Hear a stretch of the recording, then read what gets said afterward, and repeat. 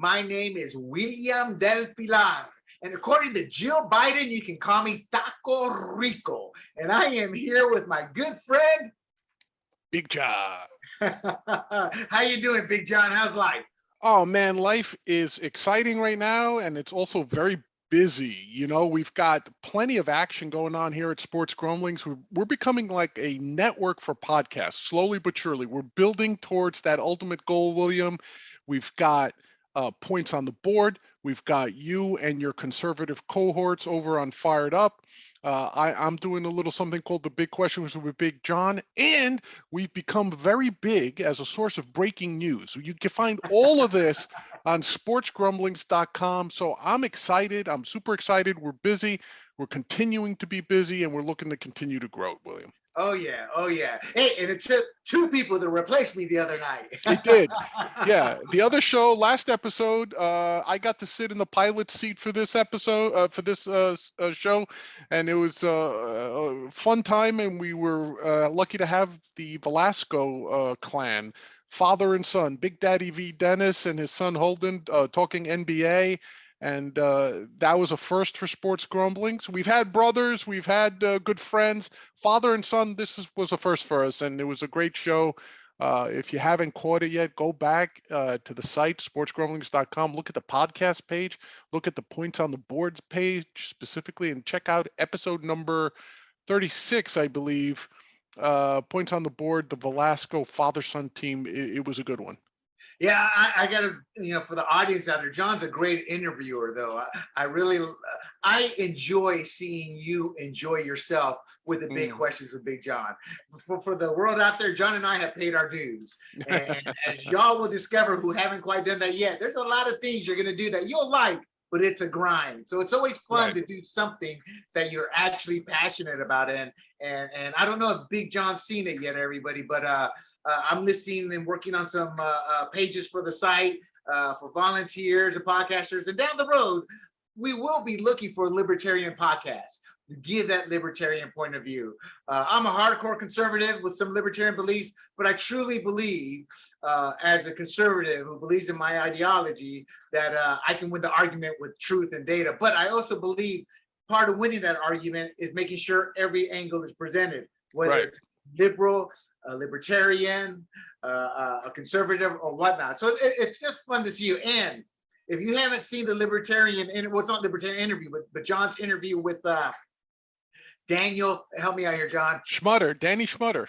The libertarian lawyer, my kind of lawyer, because with law, I think, John, with law, I am very, very libertarian because I believe in the Constitution. That's why I mentioned it before. I may not like some of those decisions SCOTUS makes, but I grunt because I know it's based off the Constitution.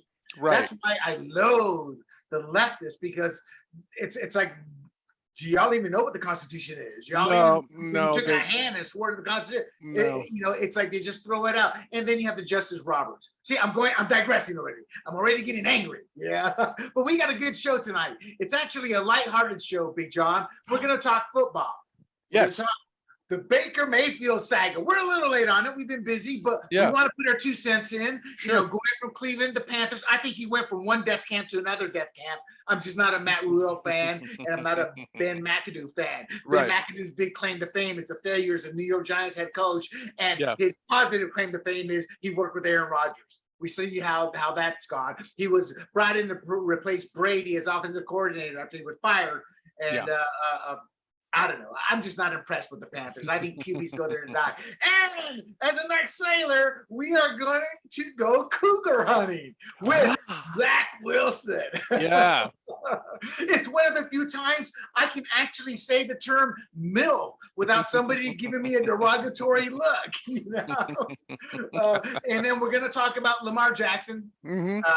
Being excluded from the top 10. I've been having a little fun with that on Twitter. Big John, what are your initial, before we get into it, your 1 sentence remark on it? What's your thoughts? BS or does he belong? On Lamar Jackson? Yeah. No, he's top 10. Yeah, no doubt. So I will, so as we're talking other topics, it's number 3. Glance at that top 10 list, because I'm going to ask you, Big John, who would you remove from that top 10 list? Absolutely. And where would Lamar fall? Yeah, absolutely. And finally, with time permitting, it's not a big deal, but we're a political side as well. Big John's a libertarian. I'm a conservatarian. And we're going to briefly talk about Starbucks closing 16 stores. And it's marvelous. It's beautiful. It's magnificent.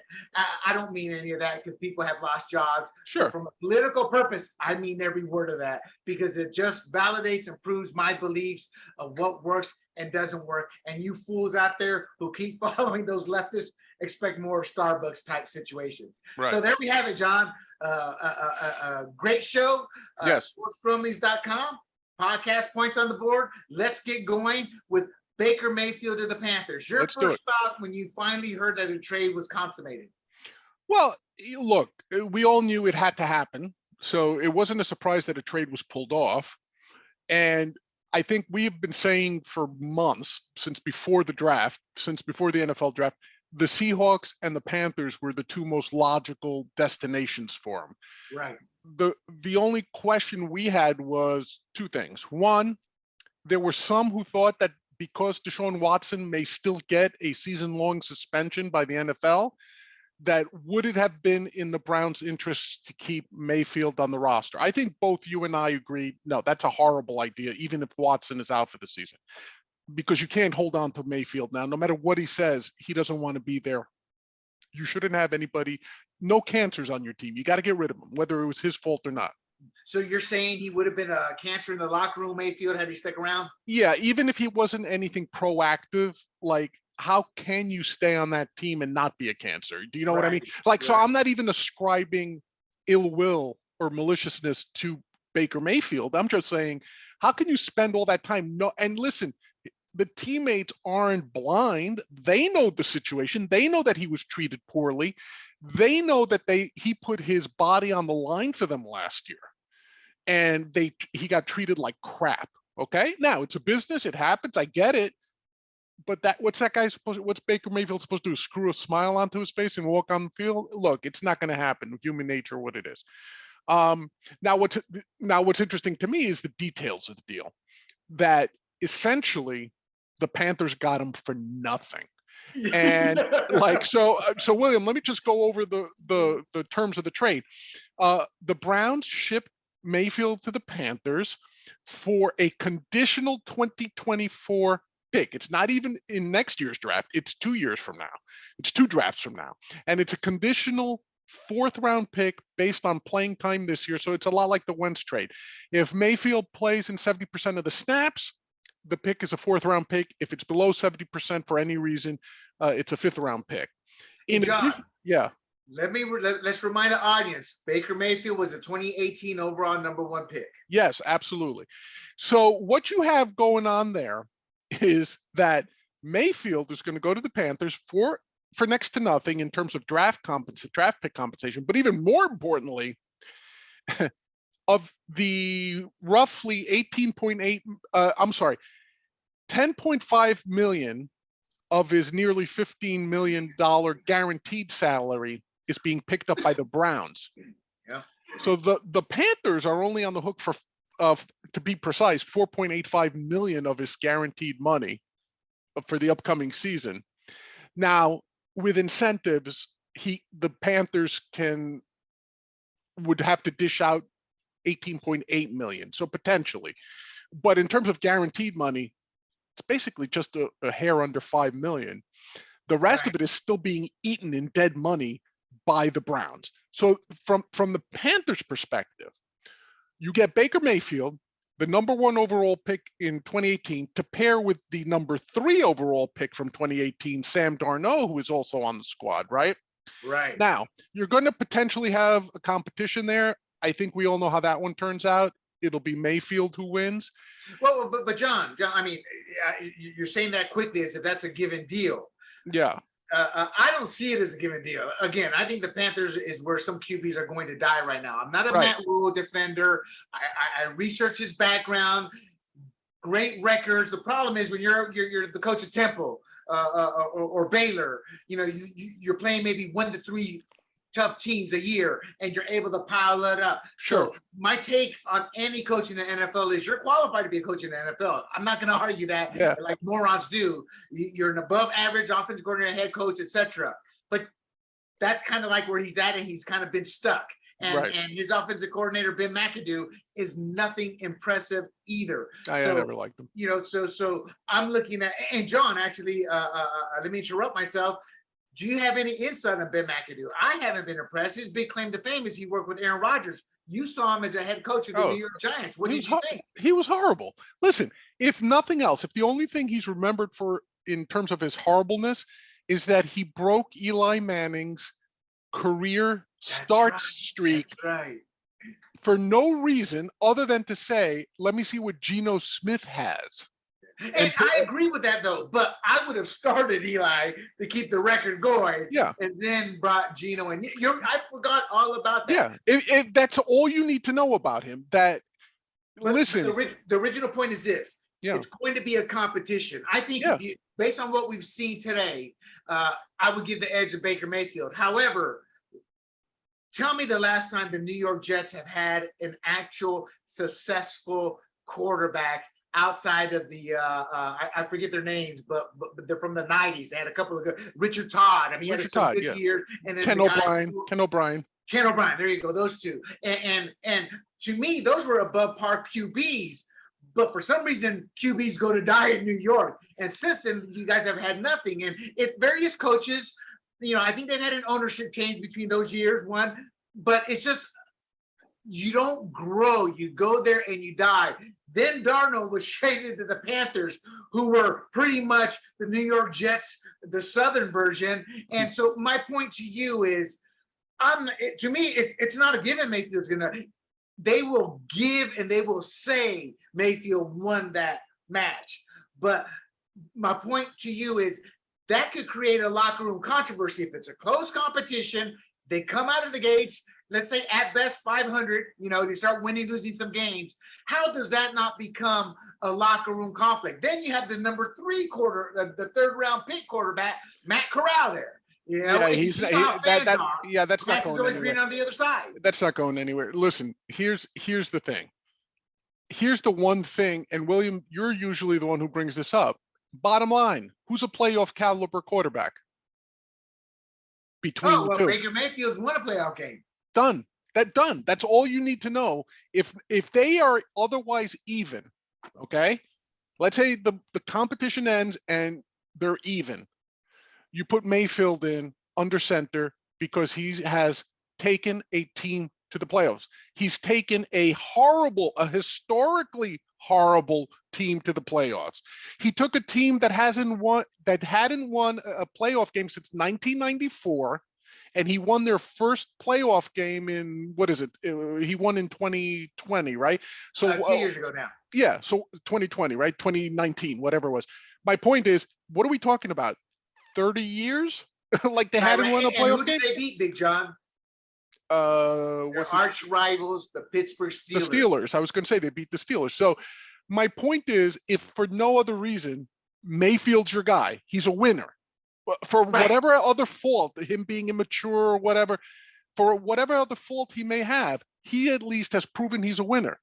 And you can't argue that, the Panthers or what. No, forget it. Mayfield's the guy. So unless Darnold just has gone to some quarterback guru and has learned the secrets of Joe Namath or whatever, he's not going to win that battle, in my opinion. Oh, no, I agree with you, Big John. Like I said, Mayfield could go to the Namath camp of Hard Knocks and come out and beat Tom Brady, Terry Bradshaw, Joe Montana all in one.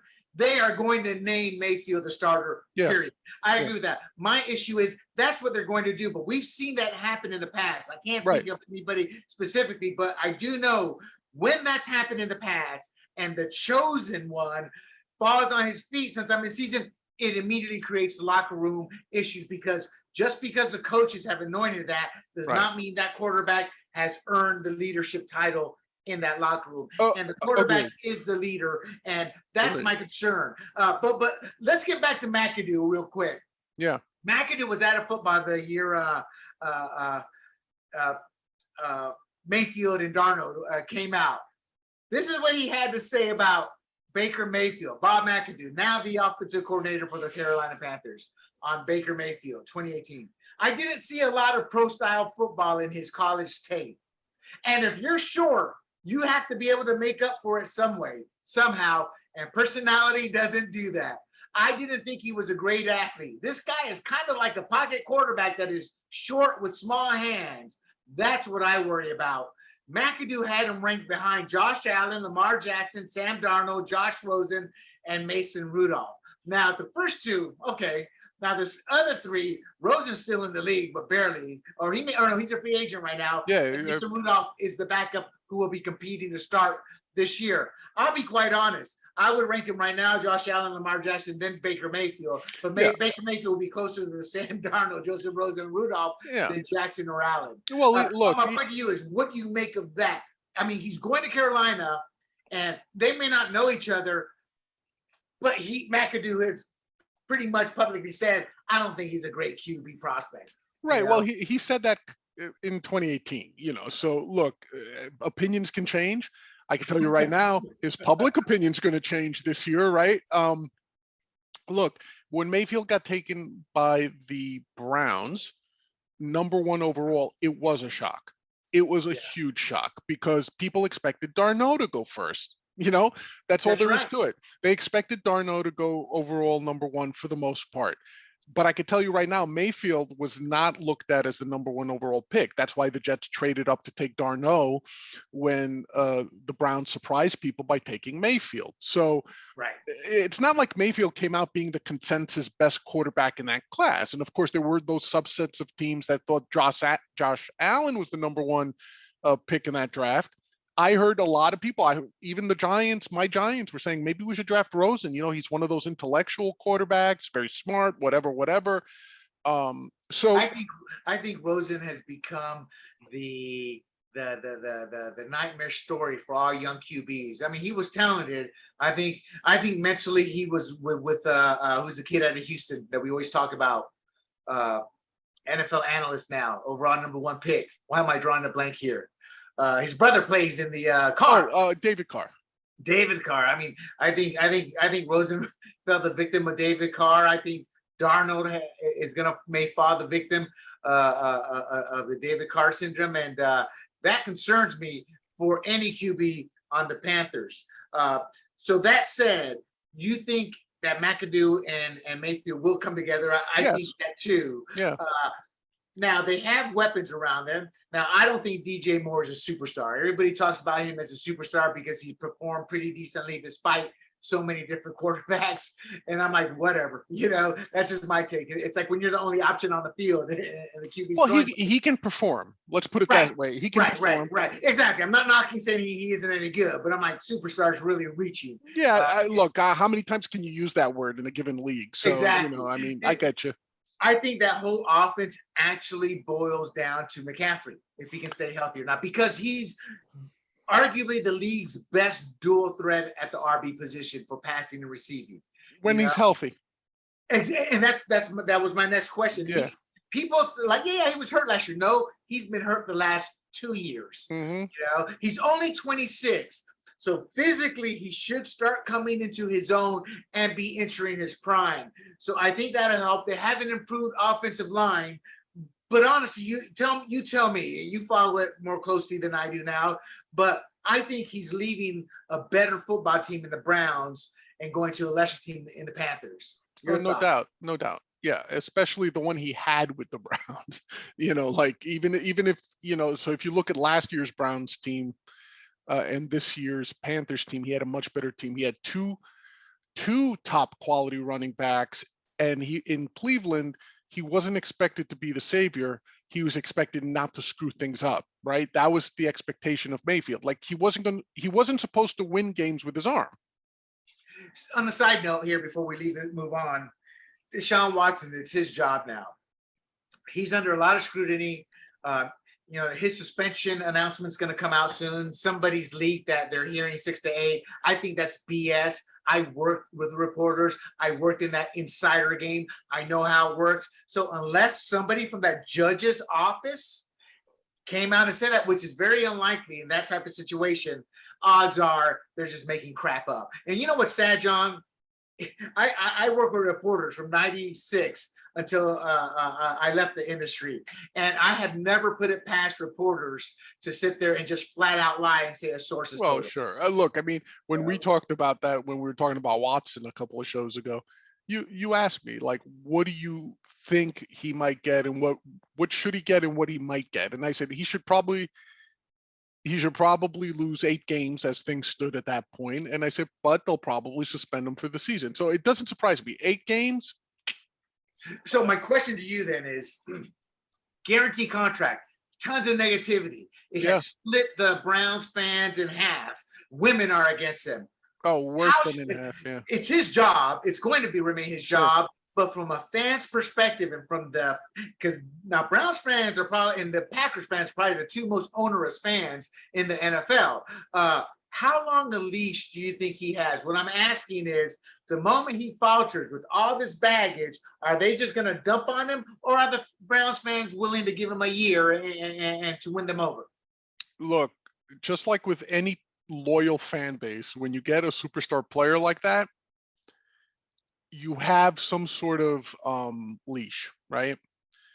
The problem with Watson is, if he comes in on that, and look, in football, fans, especially Cleveland fans, aren't stupid fans, and they're blue collar. There's that image of the blue collar dog pound. To some extent, you're right. A lot of their fan base is alienated, not just women, by the way. I think I mentioned a lot of times our friend Gary Davenport, a really good fantasy and NFL writer. He writes for numerous publications. Lifelong Browns fan, has renounced his Browns following. He's like, I'm becoming a Bengals fan. I will not on principle root for the Browns anymore, and I'm one of those long-suffering Browns fans, okay? So it's not just women necessarily, but my point is that not only is the baggage of the character involved, it's that onerous contract. You're right. That contract is so team unfriendly that unless they can get out of it by some weird clause, to have an entire contract of that length fully guaranteed, to me, is just as nutty as when Ricky Williams signed his all incentive contract, right? I mean, that was bad for the player. This one's bad for the team, right? So he will have a sort of leash. They've kind of been priming the pump for the fans to say he's not going to be available in 2022. You kind of get that sense, right? Well, like the contract alone gives that away. Right. And also that's why they're sort of like, they've been telling people, oh yeah, we've got a plan. We kind of knew he might not be available, right? Here's the difference though. Unlike Baker Mayfield, Deshaun Watson can put a team on his shoulders and carry them to wins. Like, so whereas I don't know about that. No, I think playoff game in Houston, but that's just that we've got 5 seasons, John, or what, 3, 4, 5 seasons is what, 16 games in the season, and he's averaging 17, about 10. 17. Oh, 17. He's averaging about 10 games a season. His record, 3-3, 11-5, 10-5, 4-12. He played 16 full games and 4-12 as a starter, 15. My point to you is not to sit there and push back and say you're wrong. It's like, I can see that based off his talent, but he's yet to actually do it. One playoff victory is not putting the team on your back and taking them to the promised land. No, but given the nature of those Houston teams, right? No, Brian Hoyer took him to the playoffs, and so did somebody else. Bill O'Brien, for as much of a bad general manager he was, he was a good coach. He was a good coach, but he was a bad GM. but let's put it this way. There's no way you would sit there and tell me you'd rather have Baker Mayfield instead of Deshaun Watson, just on pure talent and pure ability. Oh, correct. Right. So, and whereas I think you and I can both agree that right as of now, there's nothing Baker Mayfield has done that has shown me he can take a team on his own to the playoffs. Whereas, yeah, you're right. No, I can't argue. Right? Well, hold on. I mean, that Pittsburgh game said a lot. And then he got injured early in the season. So I would push back and just say, I agree with you today, but I'm willing to hold the jury out still. Right. I'm saying as of today. We're not talking, right? But Deshaun Watson, you can't sit there and tell me that if you're just on football, forget the other baggage, just on football, you have to be a lot more excited by what you've seen Watson do as opposed to what you've seen Mayfield do on the NFL level. I agree, John. My concern with Watson is he's starting to get past the age where He can look, see no receiver, and run. As you get older, it Oh, takes longer to heal. agreed. Agreed. It hits hurt. So he's been out of football, so he's got to relearn a lot of skills. Oh, people can argue, what are you talking about? He's played football his entire life. The NFL is different. Even moving from one conference to another conference or one division to another division, because teams tend to build themselves to beat the best team in their division so they can capture that division crown. You know what the analogy I like to use, William, to people who say that is? That's like saying a boxer who's never been in the ring and gotten hit. It's okay. He shadow boxes really well. Exactly. You can't, unless you go in the ring and get punched in the face. What was that Mike Tyson used to say? Everybody's going to plan until you get punched in the mouth. It's like, it's the same thing. Like, until you get on the football field, take some hits under game conditions, get punched in your mouth, and you have to pick yourself up and lead your team down the field. You can practice all you want. You can do all the scrimmages you want. You can do all the working out in the gym you want. It's not the same. Just what was that? There's another famous saying, right? Like, oh, that guy lifts a lot of weights. He goes, and my thing used to be, yeah, but weights don't hit back. When I used to wrestle, weights don't hit back. Yeah. I had a friend who got in a fight with a weightlifter. The weightlifter was twice his size, and my friend beat the hell out of him. He was a wrestler, and he looked. The guy's on the ground, and we were like just out of high school. And he goes, "Lifting weights doesn't mean you know how to fight, brother." Yeah, weights don't hit back. That's the old line. Weights don't hit back. So anyway, so my point is that Watson, that's a great point. If you go back and look at all the superstars who either held out or were suspended for a full season and then came back the following season, the only one I could think of that did that successfully was Eric Dickerson. He's the only guy I could think of that comes to mind. When you think of someone like Mark Haynes, a great all-pro cornerback, sat out in the contract, came back, was never the same. Yeah. It was never the same. He's coming from he has that torn ACL too, so it's not like, no, and for the audience, don't get me wrong. I believe Watson 100% healthy. I'm going to take him before I take a lot of QBs in this league. Yeah. But at the end of the day, we're talking on talent and glimpses of superstardom. He hasn't done anything consistently over the years. The question of putting a team on his back, I challenge that only because Bill O'Brien was able to take other teams without Deshaun Watson and lesser quality QBs to the playoffs. So to me, the jury is still out. Right. Thus, that was my question. How much of a leash do the fans give him? Before we move on, my final comment on this is, if he falls on his face and just doesn't produce, and he's not going to be a bust, but his expectations are Super Bowl or bust. So anything less will be seen as a failure. Yeah. And if they don't hit that window in 1 to 2 years, that's going to really deflate the team and the fan base. And that's a 5-year guaranteed contract. They can't get rid of the player. And what I'm saying is there's so many potential pitfalls. To me, this is the Cleveland Browns being the typical incompetent, losing Cleveland Browns with business decisions. Not on Deshaun Watson, because we would have done the same thing if we were Deshaun Watson, but on the Browns. Oh, look, you can't fault Watson in this. No. No, but to the Browns, you know what they did? They signed up, if I can be blunt, they signed up for a 5-year marriage minimum to a hoe with no prenup. That's what they've done. There's no prenup in this. The only way they could get rid of him and not eat all that money is if they convince someone to take him in the trade. It's the only way they could accomplish it, right? And the final caveat is every leftist and every libertarian's dream, if we were political. Watson, they started his Wikipedia. Watson is a Christian.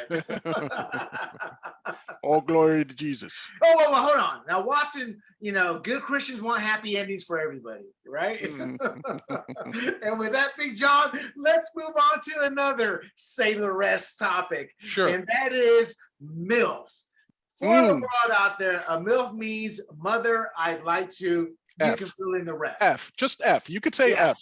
Mothers I'd like, So that term was not around when we were kids, despite the what was that great movie? American Pie. No, it wasn't The Graduate had that concept. Yeah. But the first time I heard that term was in American Pie, was that the name of it? Is that where I was in the Navy at the time? And that's the one with Stifler's mom and all that. Yeah, you're right. Yeah, Stifler's mom. And like MILF, I was exactly. the guy who was in Harold and Kumar, the Asian guy who Yeah. was also the actor in Harold and Kumar. He was staring at a portrait of Stifler's mom and goes, "Dude, that's a MILF." And somebody said, "What's a MILF?" He goes, "Mom, I'd like the F." That's the first time I ever heard that. So it's a relatively, to me, it's a new term, but I guess that movie is close to 20 years old now too, right? Right. And The Graduate's like 40 or 50. Oh, forget The Graduate. Yeah, The Graduate. Dustin Hoffman. But The Graduate is more true than Stifler's mom. So like The Graduate came out in 1968. So that's 68 or 69. Yeah. So Jack that's Nicholson and Dustin Hoffman. So that's like what, 53 years ago? So yeah, you're right. The point is, and Bancroft, the young man, the young stud, and the older woman. The reason I laugh is that was my life for many years, and I loved it. As a sailor, it's. And I'm not saying it in a derogatory way. It's just that's part of life. So when I saw this story of Zach Wilson, I just started laughing. And for those who may not be aware, Zach Wilson has been accused of sleeping with one of his mom's best friends. Zach Wilson, first of all, is the quarterback of the New York Jets. Well, that should tell you everything about his upcoming future. But back in January, him and his longtime high school girlfriend broke up, and they scrubbed each other from their Instagram. And I guess Abby Guile. Okay, that's her name. Yeah. Okay, so they broke up, and then Wilson's bestie. Do guys have besties? I've never had a bestie. No, when you read it in the rags, they'll say he was his BFF, but forget that. They were college roommates. Right. At was it Boise State? Brigham Young. Brigham Young? Yeah. Yeah. I'm sorry, Brigham Young. So they were already right, because the Brigham Young team name is Cougars. So that kind of fits into this too. Now that I think about it. I was waiting for you to Yeah. So but you're right. So here's what I take away from all this, right? This has become a soap opera. This is like TMZ fodder, start to finish. Oh, right. But hold on. Yeah. What happened was the roommate came out publicly with the fact that they were dating. That kind of made it awkward. Wilson's, so the timeline, because this gets confusing, right? The timeline is Wilson's girlfriend, let's use her first name, Abby here, accused Wilson of sleeping with one of his mom's best friends. Didn't name anybody. And again, we have to stress, this is her allegation. No one else has confirmed it. Wilson has not admitted to it. The older lady has not admitted to it. This is the ex-girlfriend's allegation, all right? Oh, but John, did you see Wilson's comeback today? Wilson was silent until today or yesterday. And this is what makes it so great. And kudos to Wilson, whether it's a PR guy or himself. He came out, man. He came out on his Instagram and said, took the boys to some ranch club. Took the boys to ranch club in Idaho before camp. Poor cell service. What I miss, because he's been silent. To me, that's a great way to handle it, like self-deprecation and acknowledging that there's something out there. So I do give him kudos on that. Oh, one more point, Big John. Yeah. Now the mother's nonstop talking. She loves her son. When this came out, she went social media silent. And she's got a big. She was a social media influencer even before he got drafted. So she had a following on Instagram and whatever, even beforehand. So she's already got a megaphone, right? John, many people thought she was his older sister on draft day. 99% of America would probably say Zach Wilson's mother is a MILF. There you go. Listen, man, the one thing that hits you very starkly when you look into this is when you see a picture of any of the women involved in this story, they're all dime pieces at various ages, right? Yeah. So Mrs. Wilson, the mother, is a very attractive woman, and I'm assuming she's somewhere near our age, just from what I could tell, William. I would say probably late 40s. Late 40s, maybe touching 50. Yeah. So a gorgeous woman, I would say, in my opinion. Then you look at the girlfriend that's all upset and bouncing between Zach Wilson and his roommate right now, right? Because now she's with the guy's name. He actually is a wide receiver for the Commanders. His name is Milne. Yep. Dax Milne. I hope I'm Yep. pronouncing that right, because I never heard of this guy before this. Now she's supposedly with him, right? So now Right. you've got this weird drama where the one, and by the way, if you ever see a picture of her, I think most men would agree she's like a 9.5 out of 10. You know, she's smoking hot. Maybe not that Latina smoking hot that you might appreciate, but like. But John, I'll be honest. Most white American males do not appreciate the Latino or black male Fantasy, right? Yeah. Exactly. Yeah. We love him big and curvy, baby. She's gorgeous. Anyway, my point being is that this has a built-in soap opera factor built into it, right? Now, at the end of the day, other than this just being interesting for us to joke about, this means nothing, right? But you have to sit there and say to yourself, like, Zach Wilson is a bit of a player. Like, he comes off like you might get the impression that he's some kind of uptight Mormon or something, but coming from BYU. But I mean, you bring up a great point, and everybody can relate to this, especially a nerdy guy. So, for example, I was into music. I was one of the best trumpet players in the state of North Carolina at one time. Oh, okay. And people always respected me because I had achieved an extra plateau to notoriety. I mean, no, he's not just, he's good. Right. But whereas my peers, they're in bed, so what I'm saying is Zach Wilson was seen as this pretty boy All-American. He wasn't taken seriously. He was on the Jets, didn't have a great season. It's terrible, but this is true. This incident has upped his street cred amongst all cultures, because Latinos and blacks look at something like Zach Wilson. Oh yeah, man, boy, yeah. Well, did you see some of the tweets? Like Chad Johnson tweeted at him. He goes, "Zach Wilson, the GOAT." Exactly, and that's my point. The street cred. So now, instead of people looking at him, laughing at him, it's terrible to say, but they respect him now. Now, here's the kicker. The girl who tweeted that out was too ignorant. Again, this is what I look at politically. Right. I'm not comparing politically, but in political circles, with a lot of issues, I'm like, you have no clue. You don't know what exists in that world. She had no clue that it would backfire on her. And she had to delete her account. She deleted her IG account. Because, because I guess she was getting too much grief or she couldn't take it. Yeah, like DK Metcalf, I think, tweeted out something like "You go, boy" or something like that, or like so. Like, I mean, look at us, we're laughing gleefully, like, yeah, baby. It's kind of like in high school, as a 16-year-old kid, if the hot teacher came on to us, we wouldn't react like society does when it's a male on a female. It's like, you go, dude. A father, that's my boy. I'm not saying this is right, society. But I'm saying this is how it is. You are 100% correct. I was just about to use that example. Like when a male teacher has a relationship with a female student, it's considered like heinous, right? Right. It is heinous. Yeah. Well, in either direction, it's heinous because it's an adult taking advantage of an underage, of taking advantage of a minor. Let's put it like that. But when a woman does it, that sort of perception is lessened because the males so when a male teacher does it with a female student, both genders are like, that is messed up. Put an end to it, right? That's predatory behavior. When a female teacher does it to a male student, it seems like only one gender responds negatively, right? The females are like, man, that's horrible. She took advantage. She's a predator. Meanwhile, all the males are like, man, where were these predators when I was around? Damn, exactly. Like John. It's also reflected. I remember reading 2 articles on it that the women get sentenced, the women teachers get sentenced lesser than the male teacher. So it's not just what we're saying, but society itself bears this.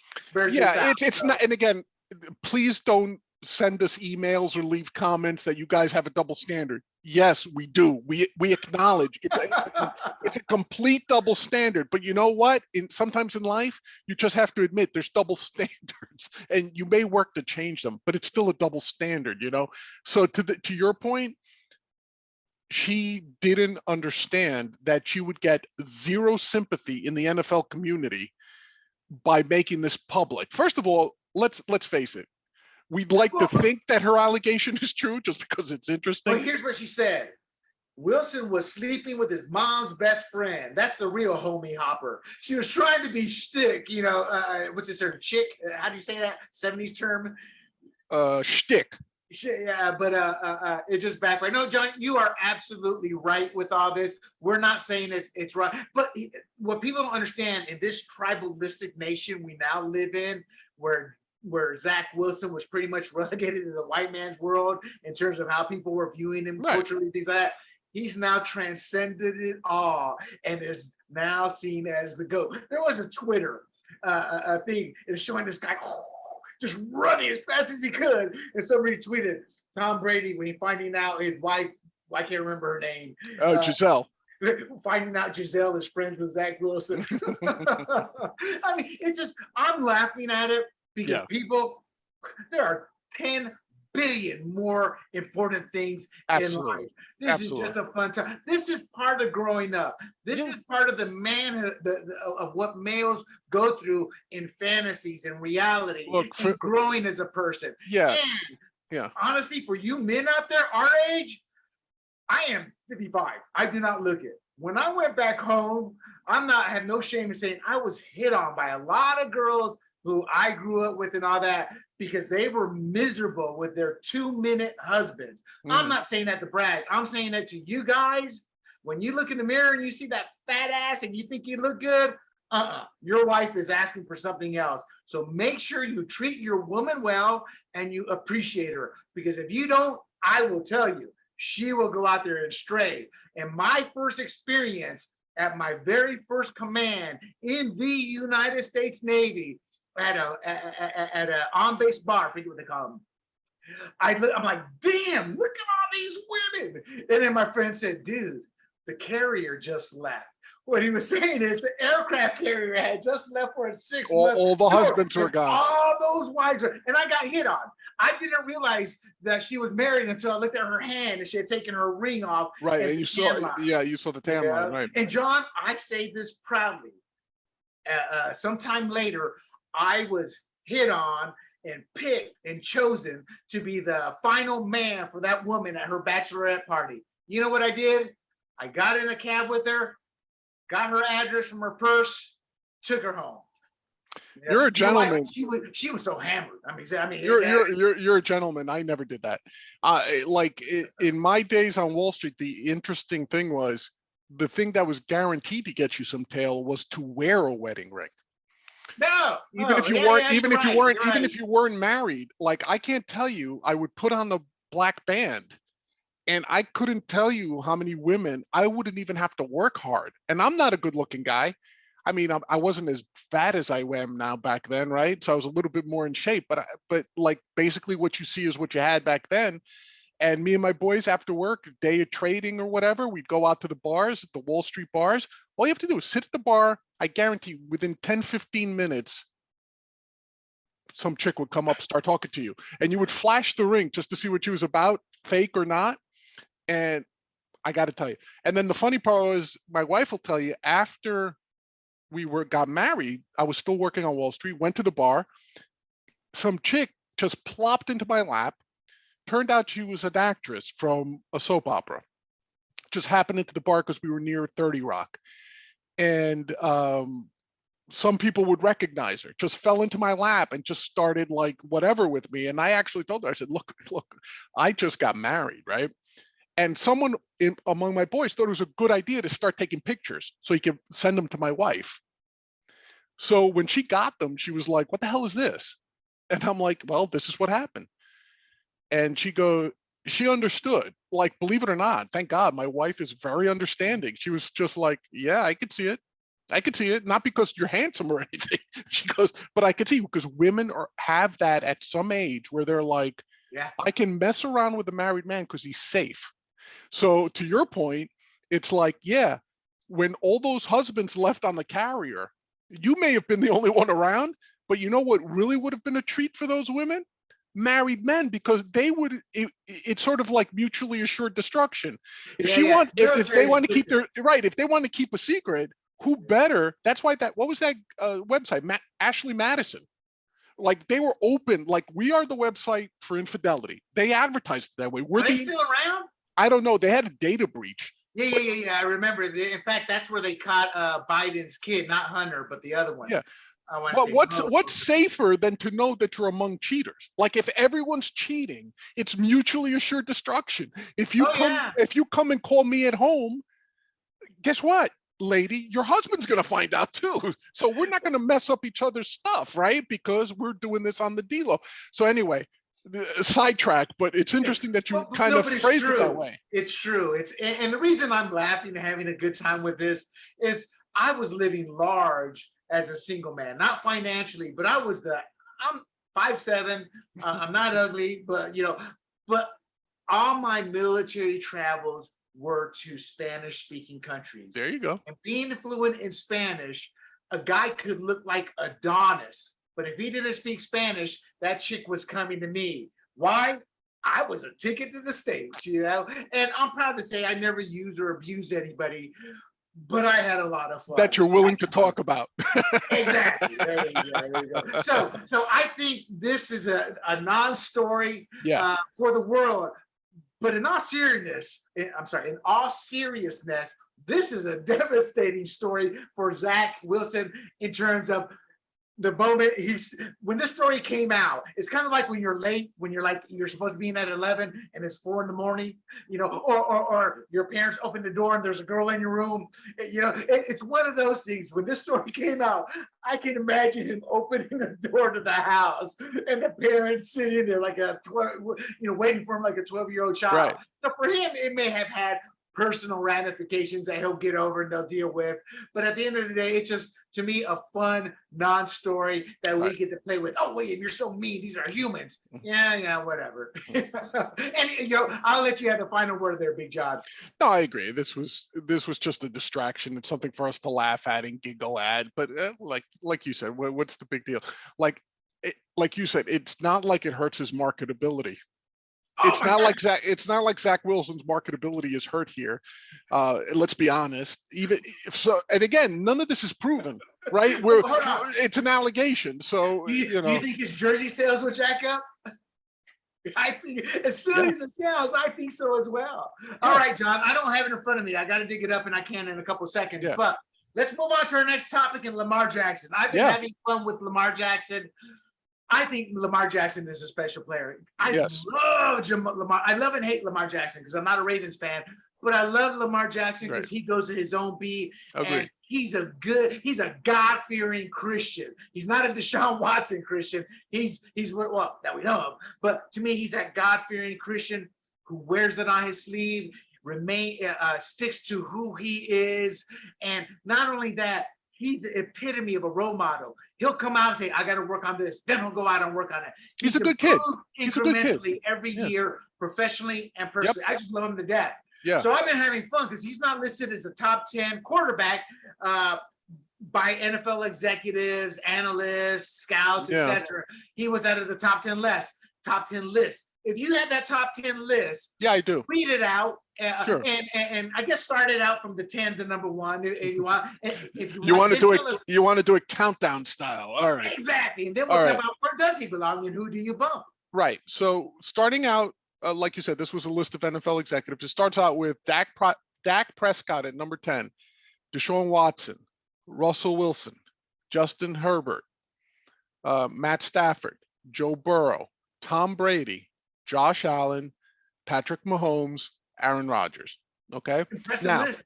That's a great list. And by the way, I'm assuming this all has to do with physical gifts, because obviously, if you're talking about winners and losers, Brady, anything other than number 1 would just not make sense. Let me interrupt you. That's the problem. Nobody knows exactly what the criteria is. And to me, that's why I find all this laughable. It pretty much is based off opinions, because when somebody throws out the stats, all I'm going to say is Tom Brady, 7 rings, or is it 6 or 7? Whatever. I've lost count. There's so many. Joe Montana, 4 rings. Terry Bradshaw, 4 rings. And Terry Bradshaw doesn't have the numbers, but I guarantee you, Dan Fouts and Dan Marino will trade every record they've broken. Absolutely. For one of those rings. Absolutely. So to your point is, you're already getting off on the wrong foot because it's opinion, don't you think? Yeah, look, it's a subjective list, because if you wanted to do it in any sort of analytical way is you come up with a metric, whether it's quarterback rating, whether it's something from the guys over at Pro Football Focus, because they have all the advanced analytics and everything. You get maybe that chick from NFL Network, Cynthia Froyland, to come and give you some sort of metric. But that's not what this was, because there's no numbers alongside these names. So this was just an opinion poll, like who are the top 10 quarterbacks in the NFL? Now you said, well, listen, if Lamar Jackson, which shocks me, by the way, that he's not here under any sort of circumstance, who would I kick off this list? I can tell you right now, Deshaun Watson doesn't need to be on this list after being out of football for a year and probably not playing this year. So I don't know how he even sneaks in at number 9 ahead of Lamar Jackson. Dak Prescott is another one. Good quarterback. Would I keep him in the top 10? No, he's not. He's never won a playoff game, I don't think, with the Cowboys. So why are we considering him in there? Wilson deserves to be in there. I think Justin Herbert deserves to be in there.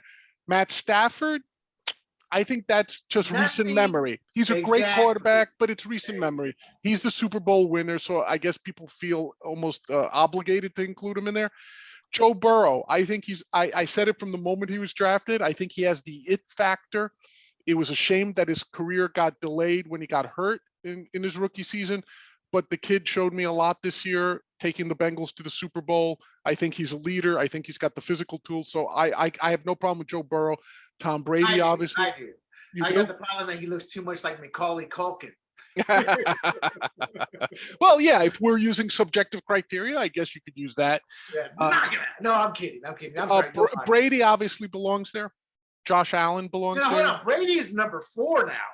Yeah, but I'm saying, like, forget the rankings. Like, Brady deserves to be on there no matter what. No, but I'm asking you, do you agree with Brady number 4? Basically, look, we don't know what the criteria was. Right. So you're able to use the Big John criteria. Is that where Brady belongs for Big John at number 4? Maybe, honestly, 2 or 3. Only for one reason. He's old. And I know he keeps doing it every year.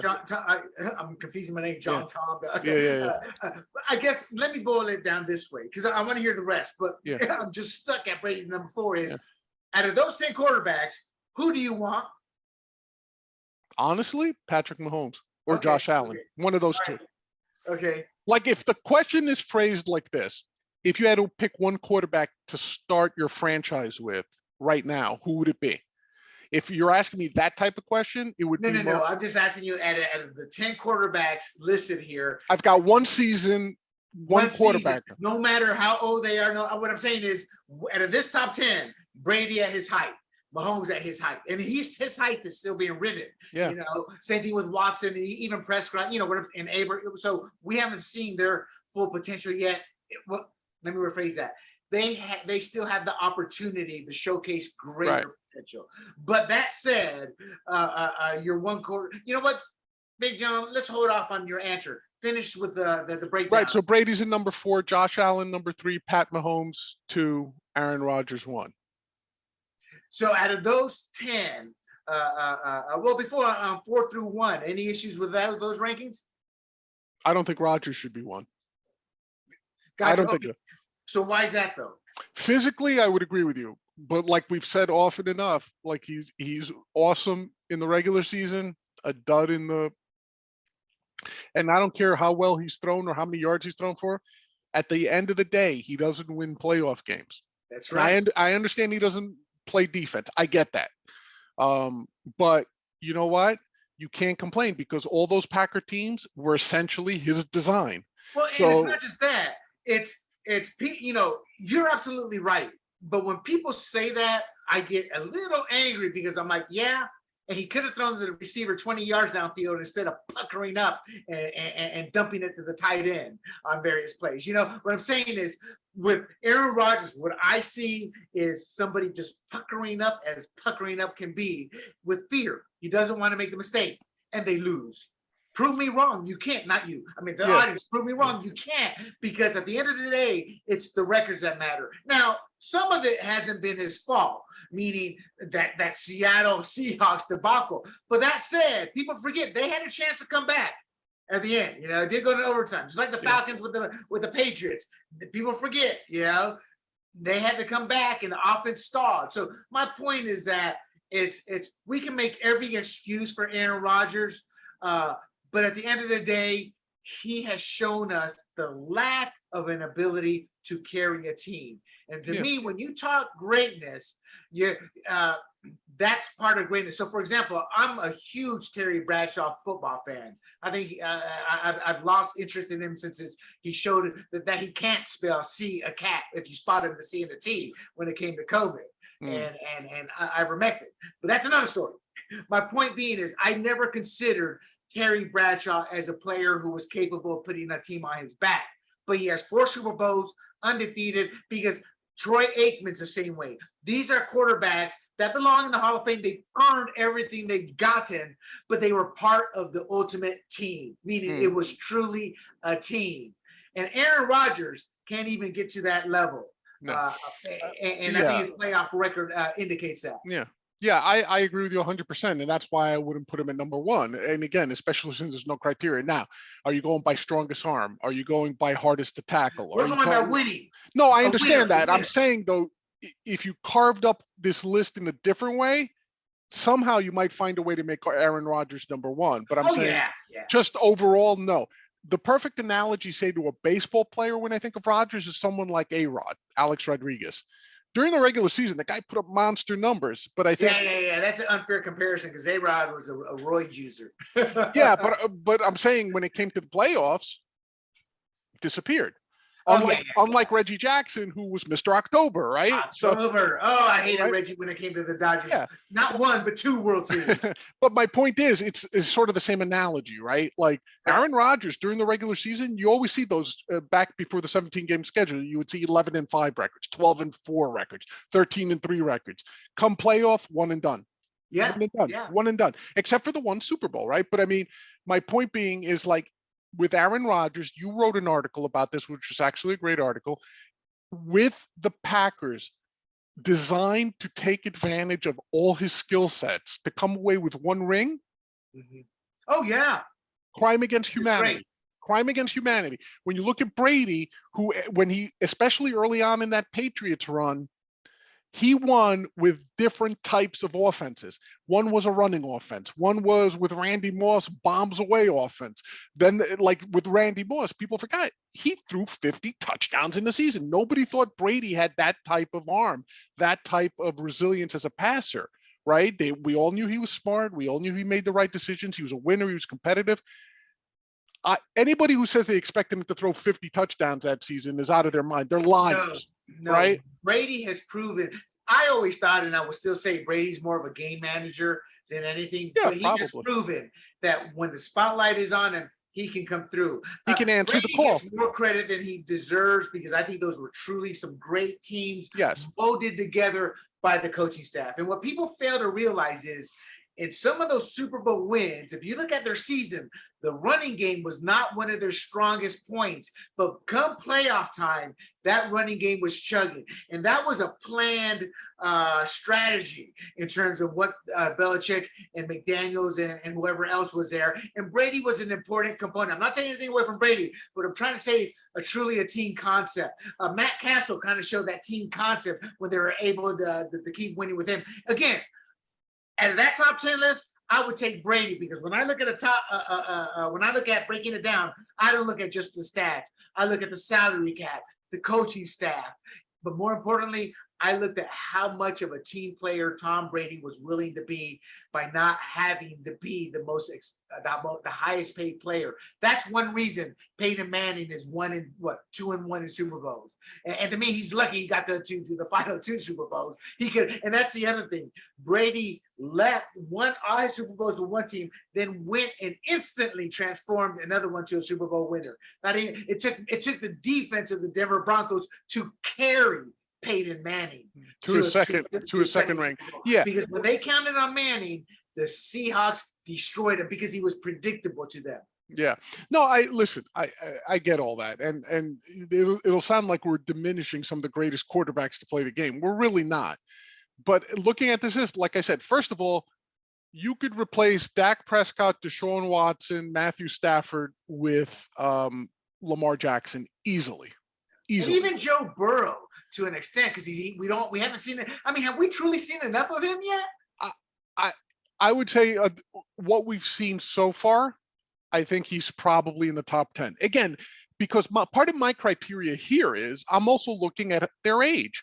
Burrow is only going to get better, right? Unless he gets hurt. He's only going to get better. Same thing for Justin Herbert. Herbert hasn't won anything, but show me one person in California that isn't super jacked for having Justin Herbert on the Chargers. Well, but the thing with Justin Herbert, same thing with Lamar. See, I would put I don't have a list. I'm looking at this list. The top 4, I'm not going to argue, but Lamar Jackson could fit anywhere from 5 through 10. Agreed. Any of them. Yeah.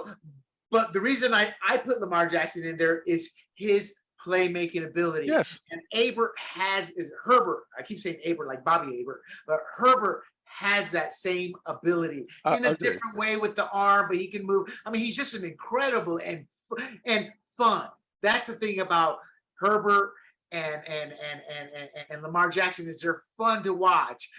Dak Prescott can be fun when he uses his legs, but he's kind of starting to become more of a pocket passer. Yeah, listen, Prescott, this is one of those things that it's one of those situations where you say, is so-and-so a top 5 quarterback? Oh, yeah. Well, so-and-so a top 5 quarterback? Yeah. And by the time you're done mentioning 10 names, somehow miraculously, they're all top 5 quarterbacks. Exactly. So at some point you have to use discretion when you list these things out. So what I like about your question was, here's the top 10 that came out of this poll. If Lamar Jackson is a top 10 quarterback, who are you throwing off this list? And I think you and I have said we've got at least 4 or 5 guys. We would easily throw out any one of them and replace them with Lamar Jackson. Like, look, I'm not going to sit here and tell you I would trade Josh Allen for Lamar Jackson. No way I would do that. Would I trade Prescott for Lamar Jackson? Yes. Would I trade Matthew Stafford for Lamar Jackson? Yes. Oh, right? Yeah. I don't even think it's a close Super Bowl game if it's Lamar Jackson as a quarterback. Matthew Stafford's an old statue who's able. I mean, I'm not a Matthew Stafford fan because his name now is going to be talked about as we see in this top 10 list. I'm like, no. Longevity. I mean, let's put Dave Craig in the Hall of Fame then. No. Well, listen, the one thing you can't take away from Matt Stafford is he's still got that rocket arm. Yeah, he's got he could still sling it. Yeah. So, I mean, you got to give him credit where credit is due. He's got one of the strongest arms in the NFL. But to your point, yeah, if you're telling me who's in the top 10, yeah, Lamar Jackson's a top 10. It befuddles me. It's like the only thing I can fault Lamar Jackson for, quite honestly, is that he needs to be in a very specific type of offense from what we've seen so far. But John, that's what I love about him is you are absolutely right. His first year, second year growing, yes.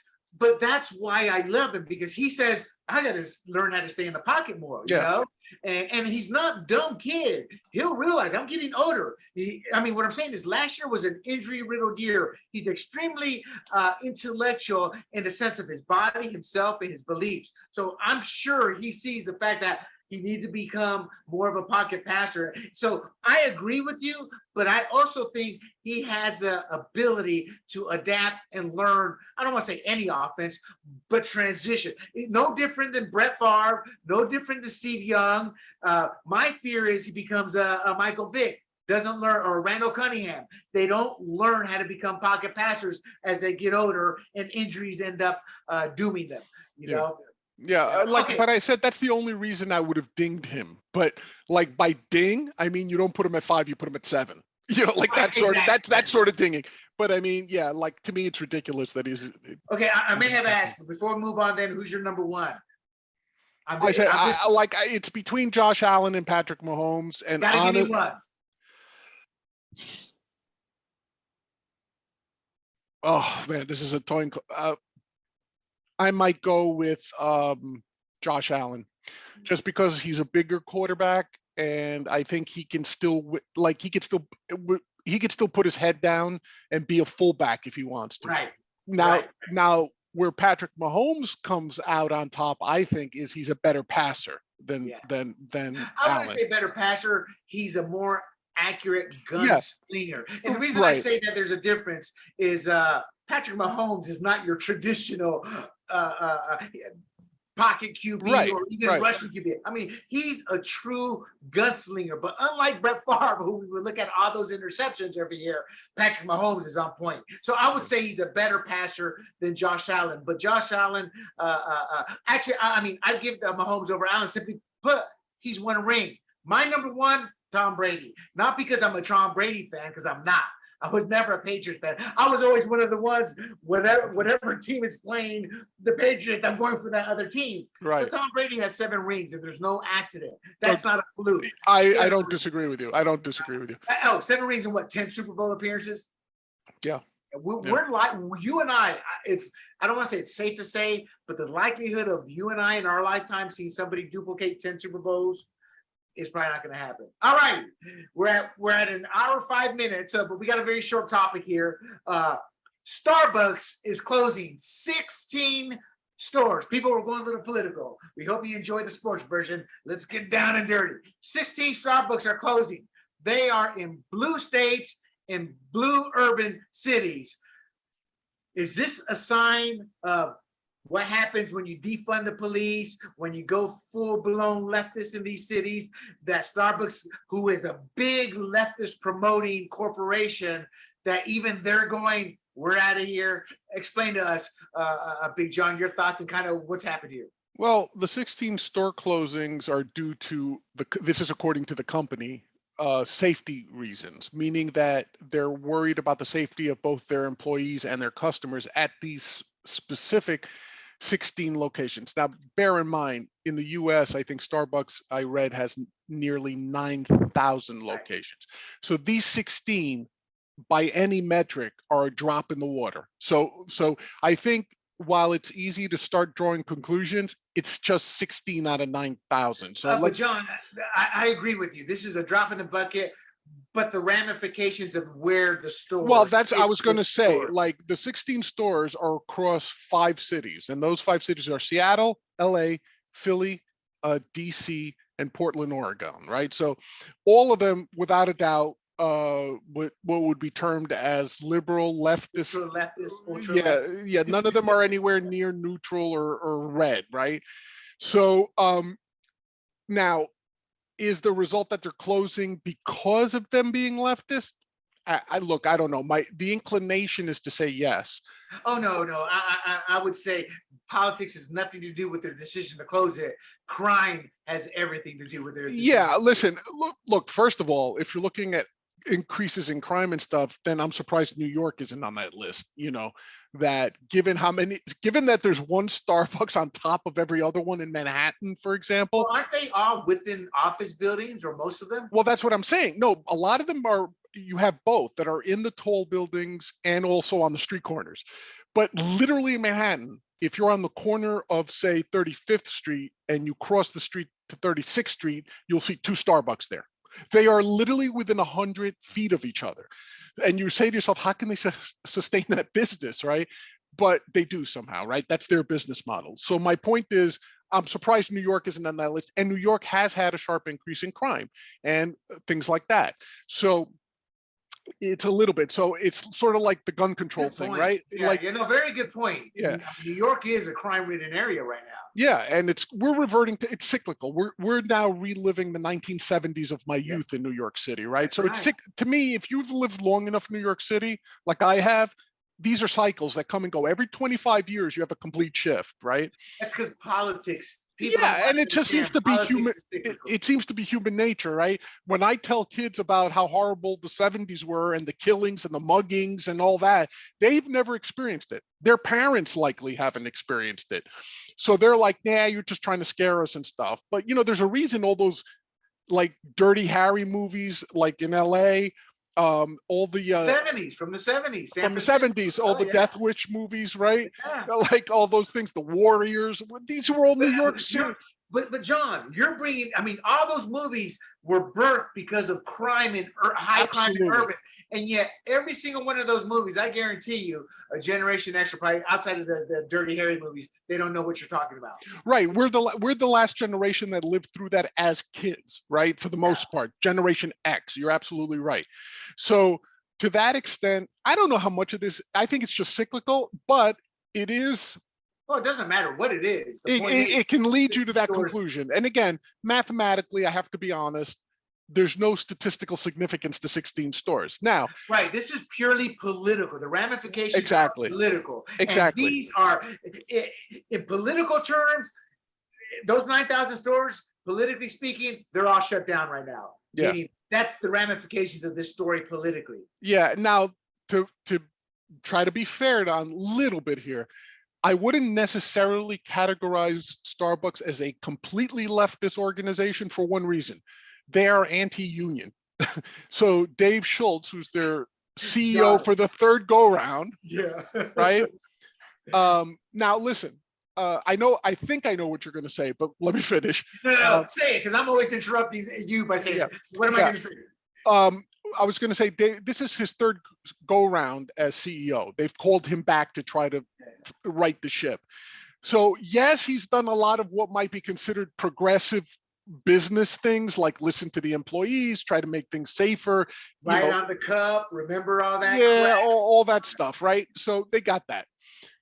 But when it came to unionization, before he became CEO, he went around and talked to employees, and everywhere he went, he said, okay, we're going to try to make things better, but I really wish you would not unionize.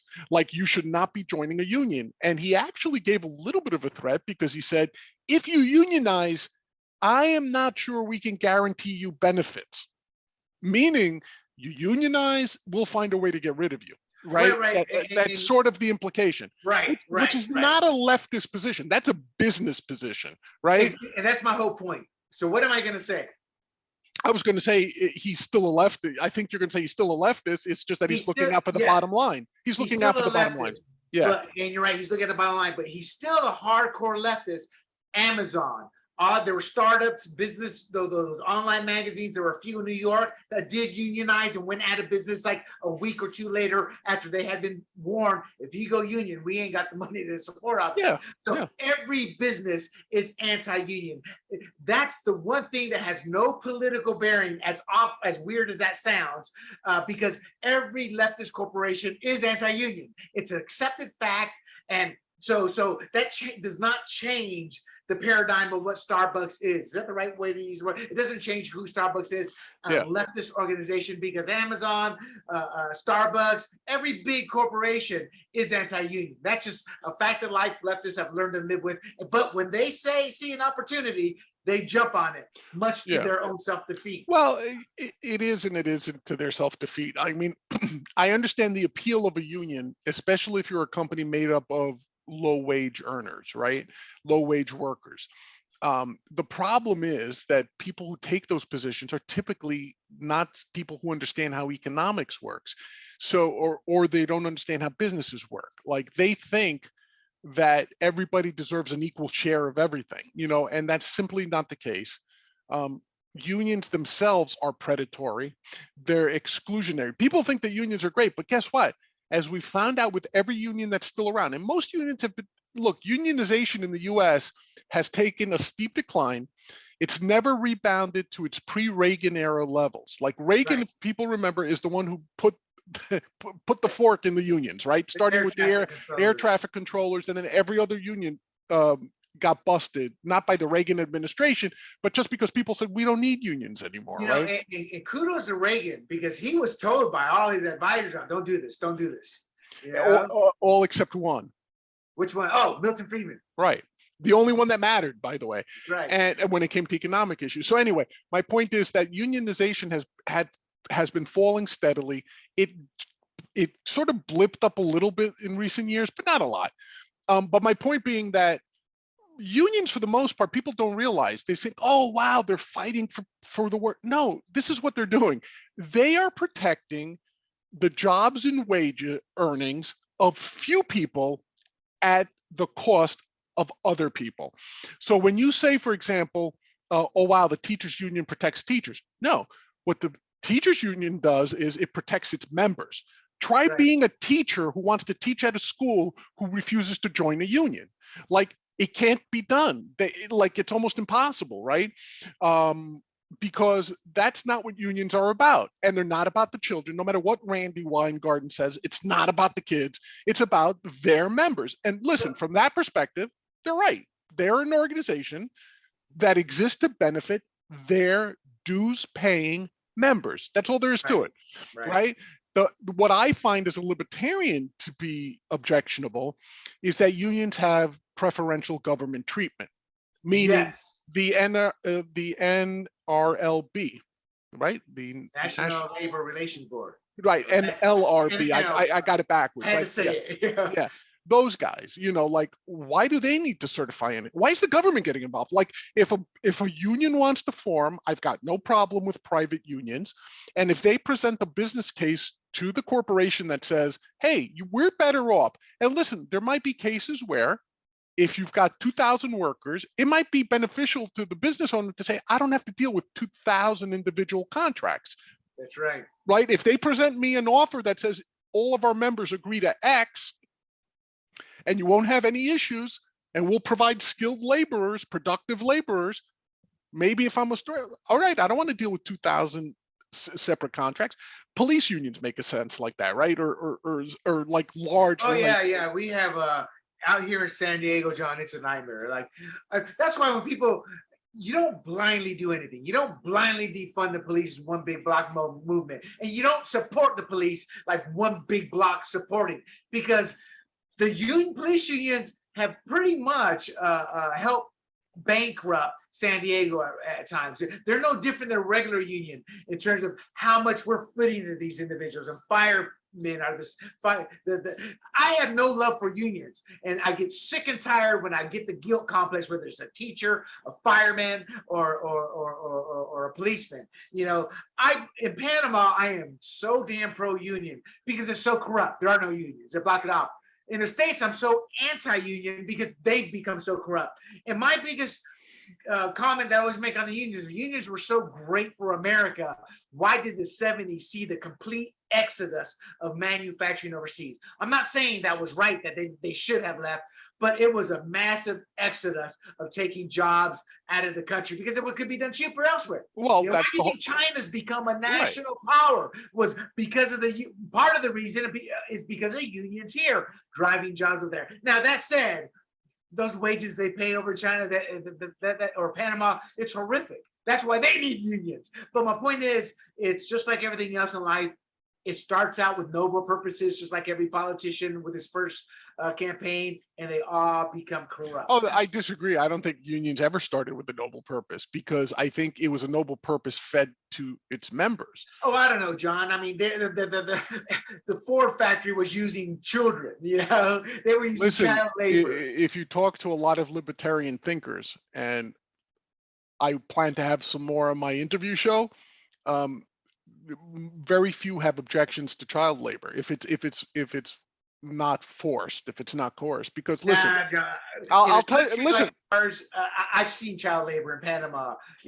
But the alternative would be that they're starving, William, right? And I don't want to get too deep into it. I disagree. I can't argue the point fully because I'm not as well versed. Yeah. But if they're starving is one thing, but if there's a child, odds are there's some parents somewhere. So you're looking at it. I understand the starving coming from third world country. Yeah, I do, but I don't understand the starving as an excuse for child labor if there's other labor. But you're right, we're way off topic here. Your final comment on Starbucks, and do you think this can send a signal to some of the more moderate people who may be Democrat, Republican, going, look, we just can't, we got to get back to some kind of normalcy? Or do you think it's just a passing story? No, I think it's a story that isn't very impactful, but anything you might draw out of it is not going to encourage any sort of moderation. I think it's going to encourage more polarization. Like, I think there's going to be Republicans like you, or I should say Republicans who align with your ideology, who will say, see, that's what happens when you have blue states. That's when you have Soros-funded DAs. You'll hear the list of reasons. But we can back it up, though. That's the key here. But my point is, it doesn't matter, right? It won't advance the argument. Yeah, and from the liberal side, they'll justly point out, look, it's just 16, and look at New York. It's not happening in New York. Liberals never point it out, John. No, but I'm saying ignore it. but what I'm saying is, they can very easily say, how come? Look, if it's all because of crime, how come no store closings in Chicago? How come no store closings in New York? Well, it depends where those stores are at. See, to me, I don't let people get away with that. I go, so where the store's at? No, I'm just And telling obviously you. that ends the argument. Yeah. No. When you said where the store's at, none of Yeah. the store closings occurred in Chicago or New York. No. But where? So, for example, how many Starbucks are there in the South Side? Yeah. How many Starbucks are in Harlem? How many Starbucks are in higher crime in the barrios? I'm not saying there aren't, but I'm saying that's the type of data you actually need to make that informed decision. So I never let anybody get past first base on an argument like that. No, but and look, at the same time, someone could say like, okay, what about the 9,000 that are still open, right? But I mean, my point is, your point was, is there any moderation that comes from this? And my answer is no. What's going to come from it is whether you find it valid or not. What you're doing right now is the people on the left are going to say it's bullshit, pardon my French, and then the people on the right are going to say, no, you're wrong because it's the result of liberal policies, right? So Here's that's why all I'm you're saying. wrong. No. Here's why you're wrong and right. You're right on the surface, but this Starbucks falls right into place. Boom, boom, with just the inflation, the high gas prices, the high crime, Walgreens closing, now Starbucks. So this has more impact as part of the story than a standalone. And that type of impact is found at the kitchen table. Why they call it kitchen politics when the parents meeting. They don't look at the Starbucks. It's just Starbucks is part of the businesses closing, crime rising. But that wasn't your question. Your question was, No, my question was, how will this impact, or will it just be a story that goes into the night? Okay, I'm sorry. I thought you asked me if this will cause people to be more moderate and get back to being reasonable, as opposed to. Well, that's part of it, And I that's don't. So right and wrong. I don't think it's going to make people more reasonable. I think it's going to polarize people, but I, but its overall impact is going to fall in line with whatever the economy is doing. So to your point, if we start seeing a lot of these chains closing, whether it's McDonald's, Burger King, Walmart, CVS, whatever, if these sort of neighborhood sort of things start closing and they're coming in the big cities as well, yeah, it falls into the overall thing of inflation, a decelerated Safety. This economy. falls under safety and police safety. And this goes back to 2020 and that talk of defund the police. And because this is crime, Right. this is drug use too. A lot of those Starbucks, I didn't know this until I saw a segment before we came on. There's drug users. I guess they created, some of the Starbucks created like little safe spaces, not for drug users. Well, part of the reason is also they reversed their policy in 2018 to allow their bathrooms to be public bathrooms. That was because of the incident in Philadelphia with two black men who wanted to use a bathroom. Right. But then what? To close this out, Big John, is this. My final statement is this isn't going to be polarizing because the left just ignores all this all the time. It's not going to polarize anybody. It's going to be the right saying, see, we told you so, and we have the data, and the left's just going to ignore it. The people it's going to affect are the people who are actually being affected by the economy right now. Meaning, as I said earlier, it's just part of the whole framework of the story that's being built in their heads. It's not just about long gas lines. It's about when you're sitting in that gas line and you're thinking about the situation at hand. And it's just all these incidents, all these stories going through your head, whether you're watching TV, whether you're having a conversation with your wife. There's usually not one incident that you can point to. You just know your wallet's flatter, your gas is high. What I'm trying to say is it's just this big fog of war, this big haze. Well, it's a general malaise. Yeah, it's called an economic malaise, and you're absolutely right. It's exactly right. Like when people get the feeling that things are going well, they don't care about specifics, and when they get the feeling that things are going bad, they don't care about specifics. You're absolutely right. Like, so to the extent that it's specifically Starbucks, no. Does it contribute to the overall feeling of like we're going to hell in a handbasket? Maybe, but I could tell you, like here in New York, I could tell you right now, the people who are still living in New York, you try to bring up any of this to them, like, oh, we don't. New York's kind of like no, but I'm saying like as a New Yorker, right? Someone who's lived here, I still have I've moved to the suburbs, but my friends all live in Manhattan, for the most part, or the Bronx or Queens, one of the 5 boroughs. My final point. I was going to say, you talk to them, they're telling you, hey, New York's great. I have no problem with it. It's fine. Tell that to all the people getting killed. Is my. No, I don't disagree with you, but like that. I don't look at it as Starbucks closing, John. Just because you made a point in a sense, I look at it as part of the whole. Yeah, the overall. Yeah. Because I look at the Walgreens and then I look at the others, and to me, this is just like Starbucks has kind of made it more ironic, considering how left they've been with everything since 2020. Yeah. Anyway, John, final words on tonight's podcast. Yeah, we're all over the place, but at least we got some sports in this time out, so that's good. Yeah, look, I think it's a great conversation again today, and obviously we want people to come back and back. So join us again next week is what I got to say for Points on the Board with myself, Big John, and my partner, William Del Pilar. And you can check out all our work at sportsgrumblings.com. Fired Up, the political podcast, the Big Questions with Big John, the great interview process where we find a lot of things out ranging from blockchain gaming to the Second Amendment. And I'm missing our Points on the Board podcast. So America, thank you for tuning in. Make sure you share this, and we shall see you all next week. Later.